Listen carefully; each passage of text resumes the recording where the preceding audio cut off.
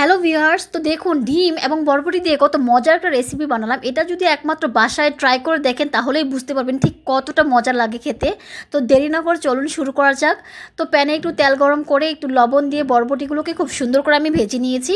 তো হালকা করে এরকম সবুজ সবুজ করে ভেজে নেওয়ার পর আমি পেঁয়াজ এবং রসুন কুচি তেলে ভেজে নিয়েছি লালচে লালচে করে। তারপর টমেটো কুচি করে মরিচ গুঁড়ো, হলুদ গুঁড়ো, জিরা গুঁড়ো, ধনিয়া গুঁড়ো সব কিছু দিয়ে খুব সুন্দর করে একটু কষে নিয়েছি এবং সয়া সস দিয়ে দিয়েছি। সয়া সসটা কিন্তু অবশ্যই দিতে হবে, এতে করে টেস্টটা খুবই ভালো আসে।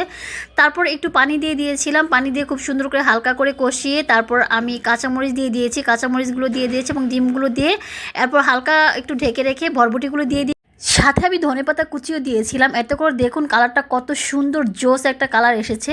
খেতেও খুবই মজা হয়েছিল মাশাআল্লাহ। আপনারা অবশ্যই কিন্তু বাসায় ট্রাই করুন, গরম ভাতের সাথে এই রেসিপিটিকে অবশ্যই ট্রাই করবেন। তো আজকের ভিডিওটি মূলত এই পর্যন্ত। আমার ভিডিওটি ভালো লাগলে অবশ্যই লাইক, কমেন্ট এবং সাবস্ক্রাইব করে আমার পাশে থাকতে ভুলবেন না। ধন্যবাদ সবাইকে।